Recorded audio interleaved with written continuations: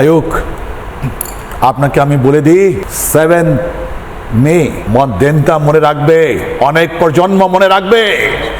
7 তারিখে সকালবেলার পর থেকে এই জিওগ্রাফিক্যাল যে রিজন আছে পুরো এখানে সিস্টেম চেঞ্জ হয়ে গেছে।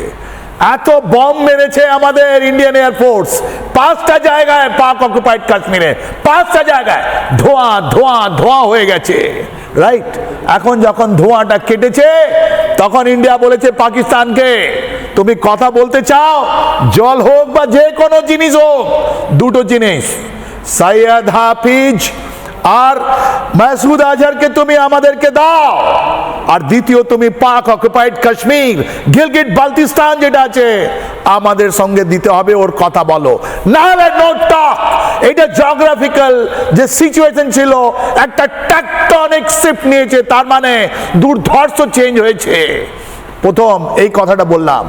এই ট্রেন আমাদের 42 বছর পর ওখানে ঢুকছে, এটা আমাদের মনে একটা সঞ্চার আনছে, এটা আমাদের বিশ্বাস। আমাদের হিন্দু ভাই বোনরা যারা পণ্ডিতরা ওখান থেকে চলে গেছিল, যারা জম্মুতে আছে, ওদের কথা কেউ বলে না আজকে দিনে। আমি বলছি ওরা আবার ফেরত আসবে, ওরা আবার ফেরত আসবে আমাদের কাশ্মীরে। ওদের যা বাড়ি আছে, ওদের যা জায়গা আছে, ওরা আসতে পারবে। রাইট।